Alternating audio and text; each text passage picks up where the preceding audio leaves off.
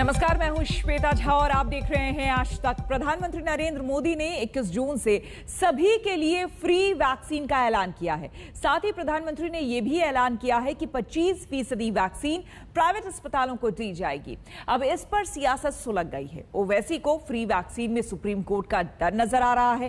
कांग्रेस को प्राइवेट अस्पतालों को दी जाने वाली वैक्सीन में घोटाला नजर आ रहा है और समाजवादी पार्टी के अध्यक्ष अखिलेश यादव को फ्री वैक्सीन का स्वागत करने पर भी दरअसल वो फंस गए हैं।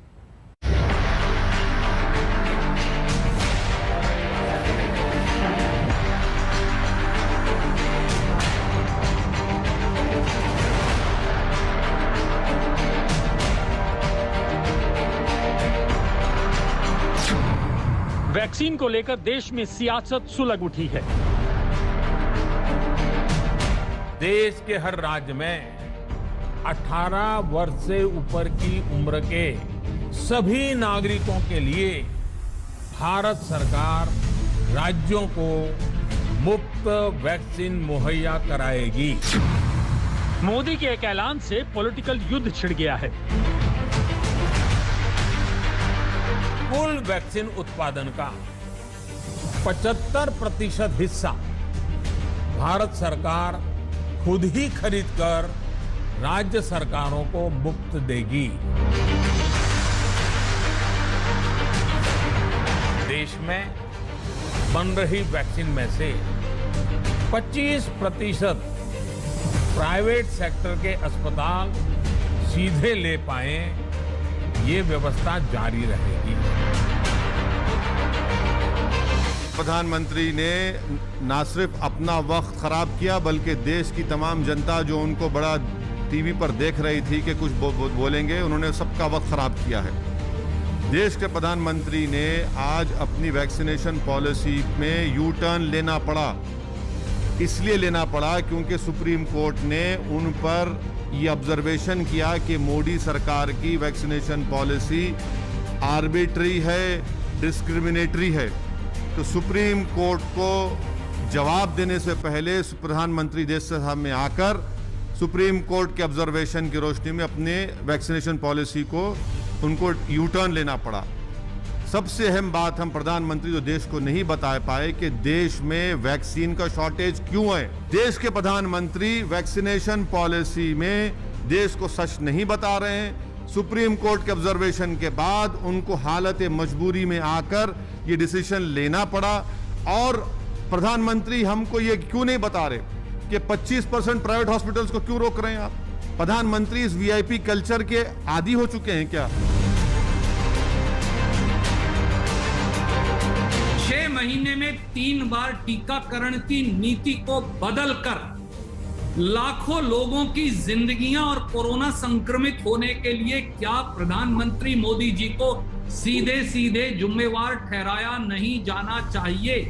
मोदी जी ने ये अभी भी कर दिया कि 25% वैक्सीन प्राइवेट सेक्टर खरीदेगा।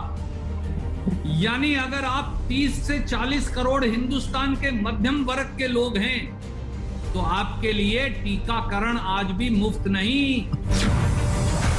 दिल्ली से लेकर यूपी तक वैक्सीन वाली लड़ाई देखिए। देश में अभी कोरोना से जंग जारी है। दूसरी लहर में 63 दिन बाद पहली बार नए केस 1 लाख से कम आए हैं। अब देश में सियासी युद्ध शुरू हो गया है। जी हां, प्रधानमंत्री मोदी ने जैसे ही ये ऐलान किया कि देश में वैक्सीन फ्री मिलेगी, इसमें राजनीति की घुसपैठ हो गई। बाल की खाल निकालने वाले नेता फ्री वैक्सीन पर कैसे भिड़े हुए हैं, वो आपको दिखाते हैं। सियासत मुलायम सिंह यादव की इस तस्वीर से शुरू होती है। नेताजी ने सोमवार को वैक्सीन लगवाई, लेकिन इस वैक्सीनेशन के बाद पहले सोशल मीडिया पर तूफान आया, फिर सियासी गलियारों में। अखिलेश ने तूफान थामने के लिए कहा कि वो भारत सरकार के फ्री टीके का स्वागत करते हैं। वो खुद भी टीका लगवाएंगे और लोगों को भी वैक्सीन के लिए प्रेरित करेंगे। यह बीजेपी ने अखिलेश को घेर लिया। अब बीजेपी ने अखिलेश को क्यों घेरा, तो आपको अखिलेश का पुराना बयान सुनकर ठीक से समझ में आएगा। देखिए, मैं तो नहीं लगवाऊंगा अभी वैक्सीन, मैंने अपनी बात कह दी। और वो भी बीजेपी लगाएगी, उसका भरोसा करूंगा मैं? अरे जाओ भाई, अरे अपनी सरकार आएगी, सबको फ्री वैक्सीन लगेगी। हम बीजेपी का वैक्सीन नहीं लगवा सकते। जनाक्रोश को देखते हुए आखिरकार सरकार ने कोरोना के टीके के राजनीतिकरण की जगह ये घोषणा करी कि वो टीके लगवाएगी। हम भाजपा के टीके के खिलाफ थे, पर भारत सरकार के टीके का स्वागत करते हुए हम भी टीका लगवाएंगे। वो टीके की कमी से जो लोग लगवा नहीं सके थे, उनसे भी लगवाने की अपील करते हैं। इसके बाद बीजेपी भड़कती है और अखिलेश को कहती है कि ये तो थूक कर चाटने वाली बात हो गई। अखिलेश यादव भ्रमित और स्वार्थ की राजनीति करते हैं। जो व्यक्ति इस प्रकार की राजनीति करता है तो उसको थूक के चाटना भी पड़ता है, और अखिलेश यादव जी ने यही किया है। पहले तो आपने कहा ये भाजपा की है, फिर आज आप कहते हो भारत की वैक्सीन। अरे भाजपा का कोई लेबल लग के बिक रहा था, ये एडवर्टीजमेंट चल रहा था, आज आप उसको फिर आज लगवाने की बात करते हो तो आप थूक के चाट रहे हो। लेकिन इसके साथ आपने जघन अपराध भी किया है। आपने 2 मिनट के लिए छोड़ दें उत्तर प्रदेश की जनता, अरे आपके कार्यकर्ता तो उत्तर प्रदेश में है, उनका परिवार तो उत्तर प्रदेश में है, आपने उनको भी भ्रमित किया। आपने राजनीति, अपने स्वार्थ की राजनीति के चक्कर में उनको भी लगाने नहीं दिया।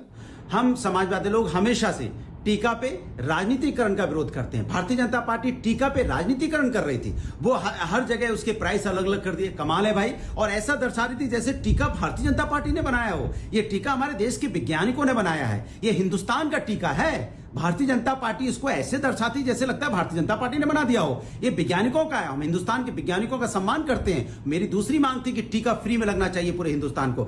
आज हमारी मांग को सरकार ने माना है और फ्री में टीका हिंदुस्तान को लग रहा है, तो समाजवादी भी लगवा रहे हैं। एक तरफ तो समाजवादी पार्टी है, दूसरी तरफ वैक्सीन फ्री करने और प्राइवेट अस्पतालों को 25% वैक्सीन देने पर कांग्रेस ने प्रधानमंत्री मोदी को घेरना शुरू कर दिया। राहुल गांधी ने सवाल किया, एक साधारण सवाल, अगर वैक्सीन सबके लिए फ्री है तो निजी अस्पतालों में कीमत क्यों देनी होगी? प्रधानमंत्री ने ऐलान किया है कि 25% वैक्सीन प्राइवेट हॉस्पिटल्स और प्राइवेट सेक्टर को दी जाएंगी। अगर 100 करोड़ लोगों की वैक्सीन देश में लगनी है तो 25 करोड़ लोगों के लिए प्राइवेट हॉस्पिटल्स में इंतजाम होगा। जिस देश के अंदर 6 करोड़ लोग इनकम टैक्स रिटर्न्स फाइल करते हों और 1.5 करोड़ लोग सिर्फ इनकम टैक्स देते हों, वहाँ 25 करोड़ लोगों के लिए पैसा देकर वैक्सीन लगवानी पड़ेगी। प्रधानमंत्री जी, क्या इसके अंदर कोई घोटाला नहीं है? मेरी इत्तला है कि इसके अंदर बड़ा घोटाला है। बड़े हॉस्पिटल से बड़ा पैसा लिया गया। मैं पूरी जिम्मेदारी के साथ ये बात कह रहा हूं ताकि वो मुनाफा कमा सके। इसकी जुडिशियल इंक्वायरी होनी चाहिए कि इस तरीके का फैसला प्रधानमंत्री ने क्यों किया है। ये जो डर्टी डीइंग डिपार्टमेंट है, इस डर्टी डीइंग डिपार्टमेंट का एक ही काम है, क्रिटिसाइज करो, कंडेम करो और क्वेश्चन करो। और इस क्रिटिसाइज करना, कंडेम करना, क्वेश्चन करना, ये जो पूरे के पूरा इनका एक डर्टी डीइंग डिपार्टमेंट का जो एक जन्म सिद्ध उनको अधिकार दिखता है। क्यों नहीं किया, फिर कहेंगे क्यों किया। तो ये कब, क्यों और कहाँ की जो कहानी है ये अपने तक रखें।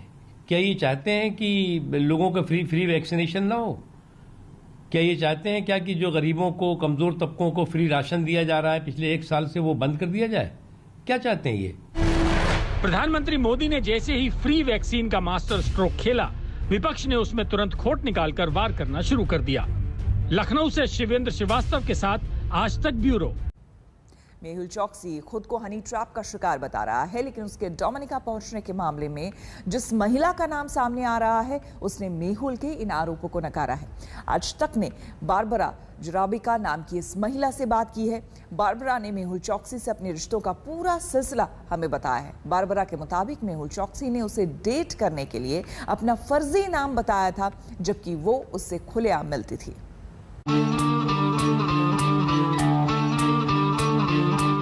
बारबरा जराविका कल तक मेहुल चौकसी के एंटीगा से डोमिनिका पहुंचने के मामले में ये मिस्ट्री वुमेन थी। लेकिन अब धीरे धीरे उसकी सारी कड़ियां सामने आ रही हैं। मेहुल चौकसी ने बारबरा पर खुद को हनी ट्रैप में फंसाकर अगवा करवाने का आरोप लगाया है। लेकिन आज तक पहला चैनल है जिसके साथ इंटरव्यू में बारबरा जराविका ने न सिर्फ चुप्पी तोड़ी है बल्कि चौकसी के हर आरोपों का सीधा जवाब दिया है। बारबरा ने आज तक के सामने खुलासा किया है कि पीएनबी फ्रॉड केस का आरोपी मेहुल चौकसी खुद का नाम राज बताकर उससे मिला था। And he always texted me as he's Raj, and even in people in the island, like, you know, in the restaurants and his staff and people, how everyone calls him Raj. So no one actually knew his real name. Barbara के मुताबिक मेहुल चौकसी ने ही उससे दोस्ती शुरू की थी। Barbara ने कहा कि चौकसी ने साथ में ज्वेलरी बिजनेस शुरू करने का ऑफर उसे दिया था। Well, he started to ask me to be based in the island. And he said that he can support in any way, and I should have my second home in Antigua. Barbara का दावा है कि मेहुल ने उसे एक diamond ring gift की थी जो नकली निकली। He gave me also a ring. Well, he did say diamond ring, but yesterday after reading all this crap, I went to jewelry shop and they checked the ring and the bracelet, and they said it's a great replica, but it's not diamond. आज तक के पास मेहुल चौकसी और Barbara के बीच WhatsApp chat के snapshots भी मौजूद हैं। इन चैट्स में चौकसी बारबरा पर डोरे डालता नजर आता है। एक चैट में चौकसी ने लिखा है कि वो उसकी पहली नजर का प्यार है। बारबरा के साथ चौकसी के चैट में उसकी दिल लगी साफ देखी जा सकती है। लेकिन डोमिनिका की गिरफ्त में मौजूद मेहुल और बारबरा के बीच अब एक दूसरे को झूठा साबित करने की होड़ लगी है। बारबरा ने आज तक से कहा कि अगर ऐसा होता तो वो अपनी असली पहचान के साथ उससे नहीं घुलती मिलती।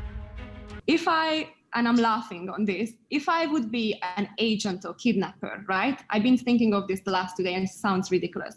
I could have had hundreds of opportunities to, let's call it that way, kidnap him when we're having evening walk, when it's quiet, when we driving around the island and so on and so on and so on. So first of all, my question or point is, why would I do that?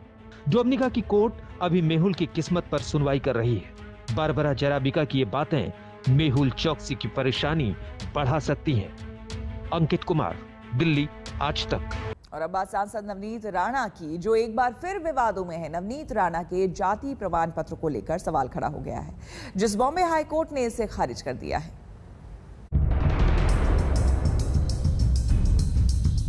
जिस फर्जी certificate के सहारे अमरावती से सांसद नवनीत कौर राणा ने लोकसभा का सफर तय किया, आज वही सर्टिफिकेट नवनीत राणा के गले का सबसे बड़ा फांस बन गया, जिसके साथ ही उनकी लोकसभा की सदस्यता खतरे में आ गई है। बॉम्बे हाई कोर्ट ने नवनीत कौर राणा का जाति प्रमाण पत्र रद्द कर दिया है। कोर्ट की ओर से नवनीत राणा पर 2 लाख रुपए का जुर्माना भी लगाया गया है।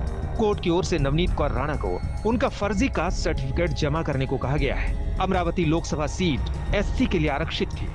शिवसेना के पूर्व सांसद आनंद राव अडसुल की अर्जी पर बॉम्बे हाई कोर्ट ने यह फैसला दिया है। आनंद राव का आरोप है कि नवनीत कौर राणा ने फर्जी प्रमाण पत्र बनवाकर यहां से लोकसभा का चुनाव जीता था।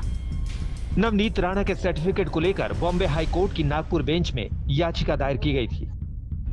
इसमें स्पेसिफिक दिया है कि फेक सर्टिफिकेट है, वैलिडिटी फेक है, दोनों सरेंडर करने को बोल दिया है और ये कॉन्स्टिट्यूशनल फ्रॉड होने के कारण पेनल्टी भी 2 लाख की लगाई है। इसलिए पॉलिटिकल नहीं है, हाईकोर्ट तो पॉलिटिक्स नहीं खेलता है। इस फैसले के पॉलिटिकल परिणाम क्या होंगे? परिणाम यही होगा, आज न कल उसकी जो सांसद है वो रद्द हो जाएगी। देखो, अभी कदम तो ये उठाना है। अगर वो सुप्रीम कोर्ट में जाते हैं, हम सुप्रीम कोर्ट में जाएंगे। हमें तो ये लगता है कि सुप्रीम कोर्ट आज का जो निर्णय है वो हिसाब से वो एडमिट नहीं हो पाएगा। याचिका में दावा किया गया था कि नवनीत राणा मूलतः पंजाब से आती हैं। याचिकाकर्ता ने कहा कि वो लबाना जाति से आती हैं, जो कि महाराष्ट्र में एससी की श्रेणी में नहीं आती है। ऐसे में उन्होंने फर्जी तरीके से अपना जाति का सर्टिफिकेट बनवाया। नवनीत राणा पर स्कूल के फर्जी डॉक्यूमेंट्स दिखाकर सर्टिफिकेट बनवाने का आरोप लगा। अमरावती से सांसद नवनीत राणा संसद के सत्र के दौरान लगातार चर्चा में बनी रहती है। बीते संसद सत्र में जब महाराष्ट्र में घटे एंटीलिया केस को लेकर विवाद हुआ, तब नवनीत राणा ने केंद्र सरकार का पक्ष लिया था और राज्य की उद्धव सरकार पर जमकर निशाना साधा था। नवनीत राणा ने इसके बाद आरोप लगाया था कि उन्हें शिवसेना के नेताओं की ओर से धमकी मिली थी। नवनीत राणा ने इस विषय को लोकसभा स्पीकर, गृह मंत्री और प्रधानमंत्री के सामने उठाया था। एक बार फिर वो विवादों में है और इस बार उनकी लोकसभा सीट खतरे में नजर आ रही है। मुंबई से कमलेश सुतार और विद्या के साथ आज तक ब्यूरो। हमारे लिए वक्त हो गया है एक छोटे से ब्रेक का। बने रहे हमारे साथ, देखते रहिए आज तक।